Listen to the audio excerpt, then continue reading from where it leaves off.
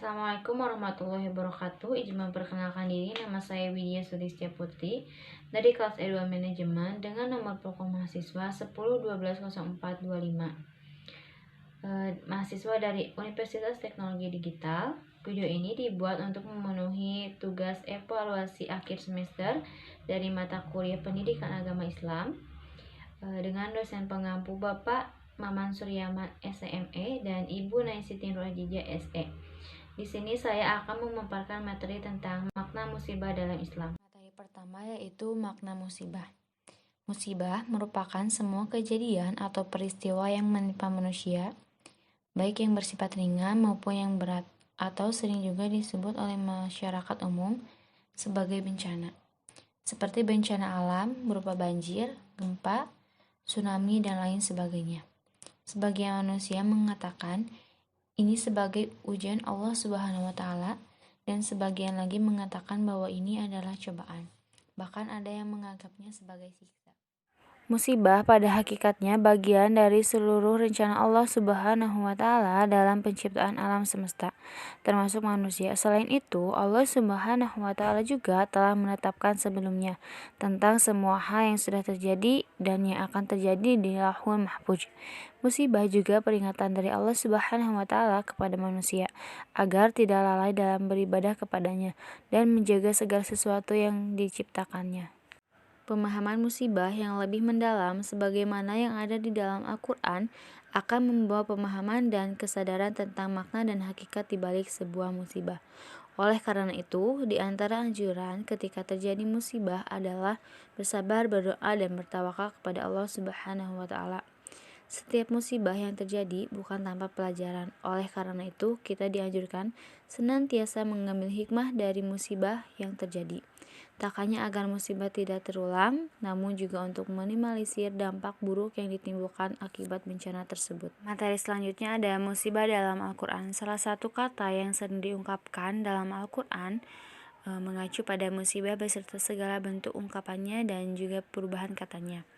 Maka kata musibah beserta derivasinya cukup banyak ditemukan, yaitu disebutkan dalam Al-Quran sebanyak 77 kali yang tersebar pada 56 ayat di 27 surat dengan rincian 33 kali disebutkan dalam bentuk kata kerja lampau yaitu fi'il madhi dan 32 kali dalam bentuk kerja masa kini yaitu fi'il mudhari serta 12 kali dalam bentuk kata benda yaitu isim.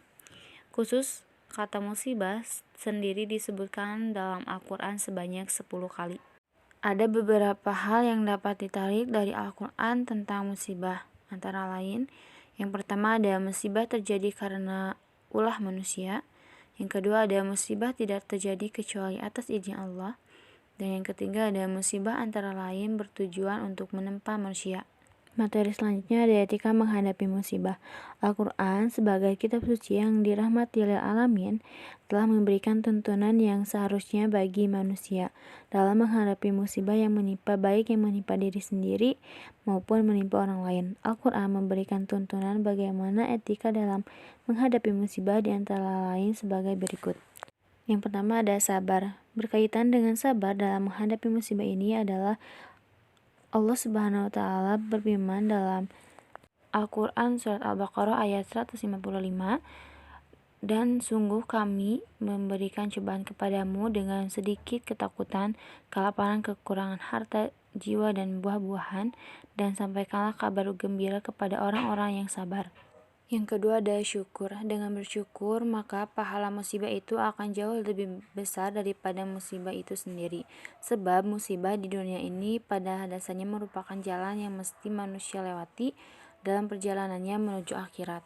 Yang ketiga ada tawakal. Bersikap tawakal dalam menghadapi musibah merupakan panduan Allah Subhanahu wa Ta'ala melalui Al-Quran sebagai suatu keniscayaan akan adanya dalam setiap sisi kehidupan manusia. Musibah dengan aneka ragam bentuknya sebaiknya diterima dengan sikap tawakal. Dalam Al-Quran, Allah Subhanahu wa Ta'ala mengajarkan sikap tawakal dalam menghadapi musibah sebagai mana firman-Nya. Katakanlah, sekali-kali tidak akan menimpa kami melainkan apa yang telah ditetapkan Allah untuk kami. Dialah pelindung kami dan hanya kepada Allah orang-orang yang beriman harus bertawakal. Quran Surat At-Taubah ayat 51. Materi selanjutnya yaitu hikmah musibah. Yang pertama ada sebagai ujian keimanan. Musibah atau bencana merupakan salah satu ujian keimanan Allah menguji hambanya. Yang kedua ada sebagai penggugur dosa. Musibah yang terjadi dapat menjadi sarana penggugur dosa asal bisa diterima dengan ikhlas. Sebagaimana hadis Rasulullah SAW, apa saja musibah yang menimpa kamu, maka disebabkan oleh perbuatan tanganmu sendiri.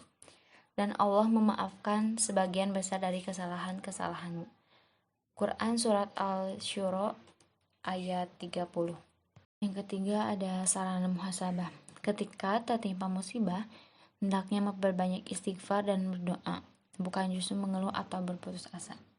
Mengeluh tidak akan menyelesaikan musibah apapun, bahkan akan menambah beban secara psikologis.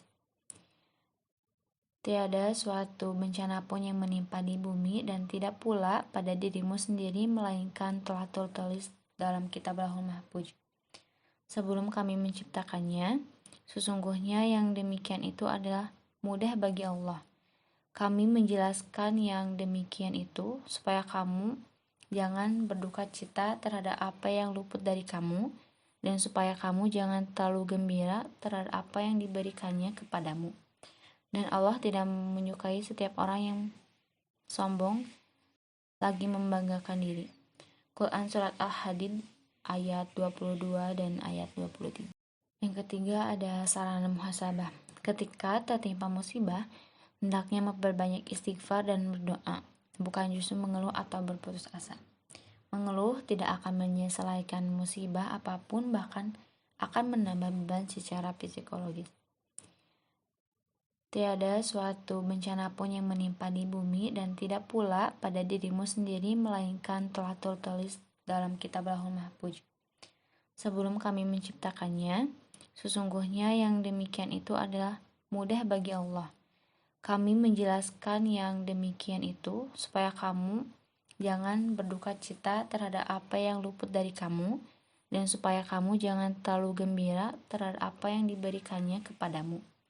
Dan Allah tidak menyukai setiap orang yang sombong lagi membanggakan diri.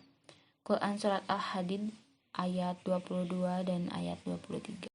Yang keempat ada ladang beramal soleh. Musibah salah satu sarana untuk beramal soleh bagi yang mendapatkan musibah dengan menerima secara ikhlas. Sedangkan bagi yang Allah beri nikmat keselamatan dengan cara membantu orang yang sedang mengalami kesusahan, dengan berbuat baik akan menjadikan dirinya semakin dekat kepada Allah Subhanahu wa Ta'ala. Barang siapa yang melapangkan seorang mukmin dari satu kesusahan dunia, Allah akan melapangkannya dari salah satu kesusahan di hari kiamat. Barang siapa yang meringankan penderitaan seseorang, Allah akan meringankan penderitaannya di dunia dan di akhirat. Barang siapa yang menutupi aib seorang muslim, Allah akan menutupi aibnya di dunia dan di akhirat. Allah akan menolong seorang hamba selama hamba itu mau menolong saudaranya. Hadis riwayat Muslim dari Abu Hurairah. Tadabbur hikmah kisah ujian kesabaran Urwah bin Zubair.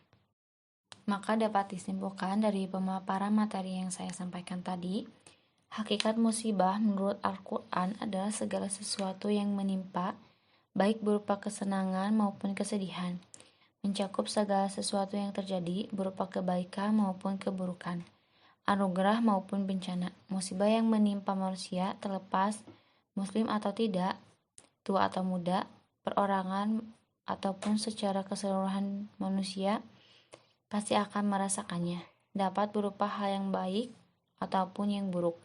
Namun perlu diingat bahwa suatu hal yang baik atau buruk menurut manusia bukanlah sesuatu yang mutlak. Sebab suatu yang dianggap baik oleh manusia belum tentu baik menurut Allah. Begitupun dengan keburukan, karena sesungguhnya hanya Allah yang Maha mengetahui segala sesuatu. Sekian pemaparan materi dari saya. Semoga materi yang saya sampaikan bermanfaat untuk kalian semua. Mohon maaf apabila ada salah-salah kata. Wassalamualaikum warahmatullahi wabarakatuh.